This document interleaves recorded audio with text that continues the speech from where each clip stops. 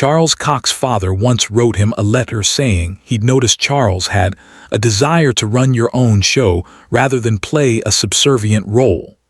The father was not complimenting him. "Hey, look, before we go anywhere, I need to say something. You probably think you know what this story is. Rich guy inherits business, makes it bigger. Done. And yeah, that's in here, but that's not what this is. Because what actually happened is weirder than that, and quieter, and it involves a level of ideological consistency that most people would find uncomfortable to maintain. Like, most people have beliefs. Charles Koch built infrastructure around his. So, Charles Koch was born in 1935 in Wichita, Kansas.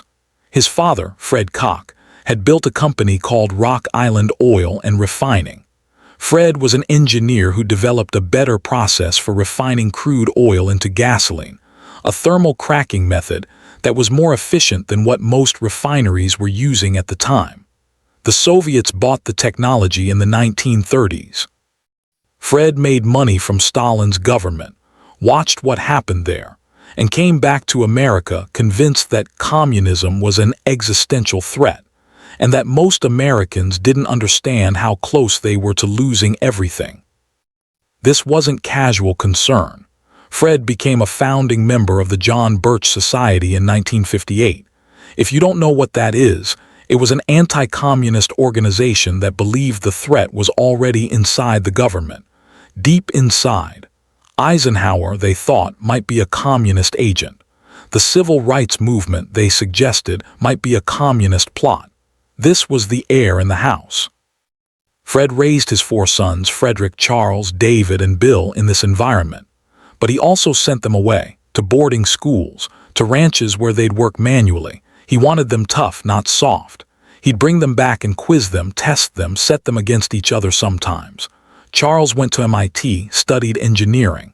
Came back in 1961 to work at the family company, which by then was doing okay. Not spectacular, but stable.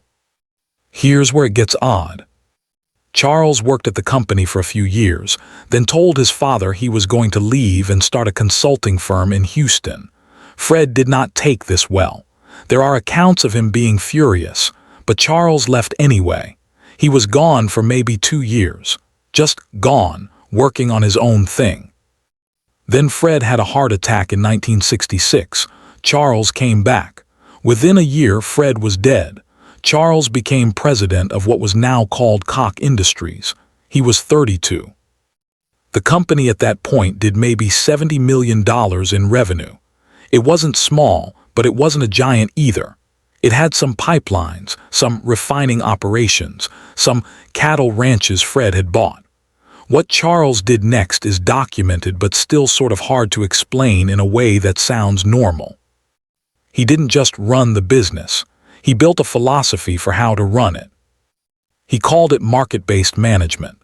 The idea, stripped down, was that Koch Industries should operate internally the way a free market operates externally.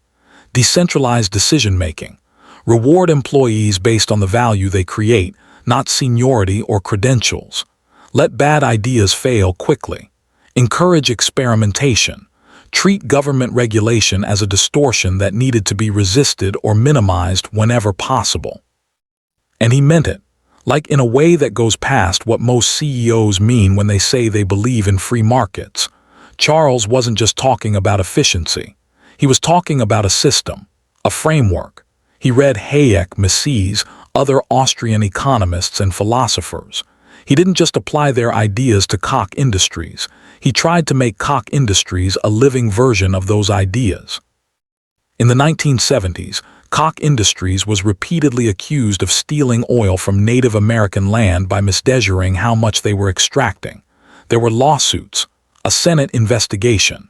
Koch employees testified that they were encouraged to alter measurements, to gauge oil tanks in ways that understated what was being taken. Charles denied knowledge of systematic fraud, but the company did settle multiple cases. Millions of dollars. It's in the record. At the same time, the company was growing. Acquisitions, pipelines, refining, chemicals. Charles would later say he was looking for undervalued assets in industries where regulation or inefficiency created opportunities. He bought a refinery here, a pipeline network there. He wasn't loud about it. By the 1980s, Koch Industries was bringing in billions in revenue. Charles stayed private, didn't take the company public, didn't talk to the press much.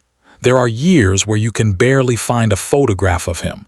Most people had no idea who he was. But he was funding things. In 1977, he co-founded the Koch Institute, a libertarian think tank. The goal was to promote individual liberty, limited government, free markets, peace. Over the decades, he and his brother David would fund dozens of academic programs, political organizations, and advocacy groups. Americans for Prosperity, the Mercatus Center at George Mason University, the Institute for Humane Studies. They gave to universities, George Mason, MIT, Florida State, others, but often with conditions about curriculum or hearing. They wanted professors who taught a certain way. They wanted research that questioned regulation, climate policy, labor law. The goal, as Charles described it in some of his writings, was to create a structure of social change. Not just win elections, change how people think about the role of government. He cited Friedrich Hayek, Ludwig von Mises, thinkers who believed centralized government planning was inherently dangerous. He wanted to build institutions that would outlast any single campaign or candidate. Here's the thing that makes people uncomfortable. It worked. By the 2000s, Koch-funded organizations were shaping policy debates on climate change, healthcare, taxation, labor law. They were funding studies that questioned climate science. They were lobbying against cap-and-trade legislation. They were pushing for lower taxes on corporations and the wealthy. The Tea Party movement in 2010, Americans for Prosperity, which Koch funded, was one of the main organizers. They bussed people to rallies. They provided talking points. They built an infrastructure.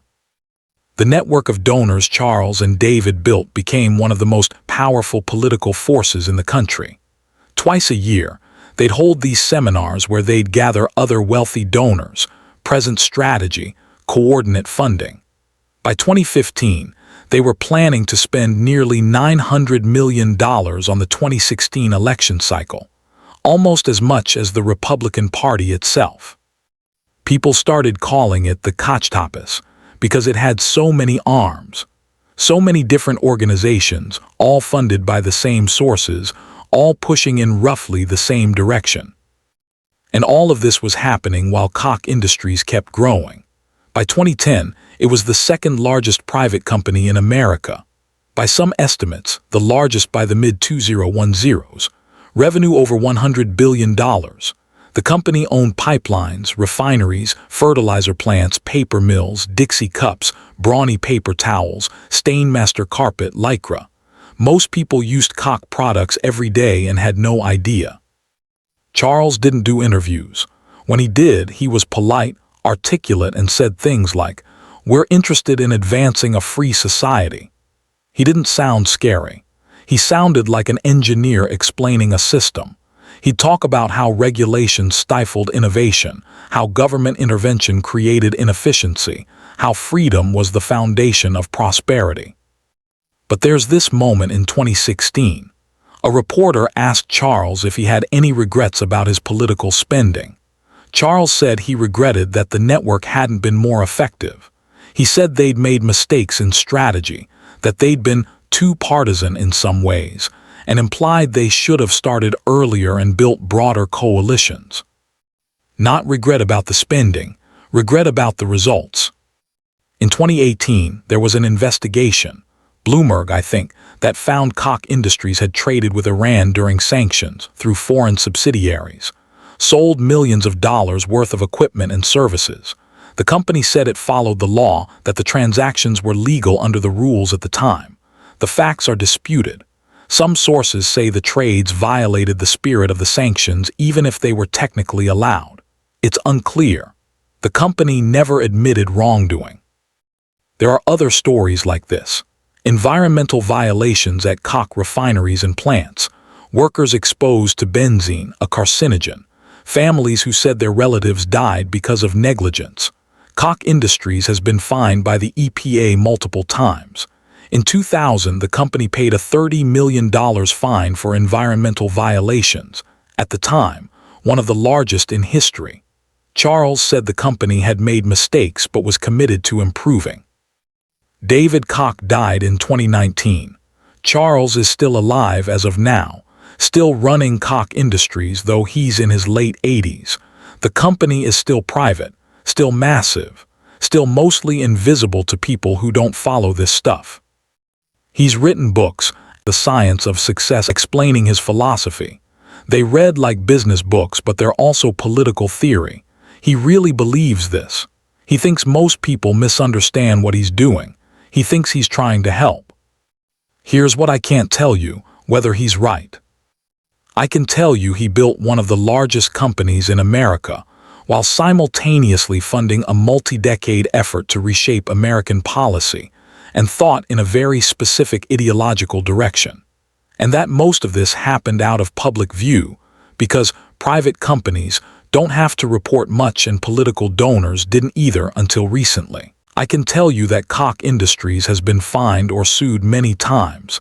Environmental violations, workplace safety, oil measurement theft, price-fixing allegations, and that the company has disputed many of these or settled without admitting fault.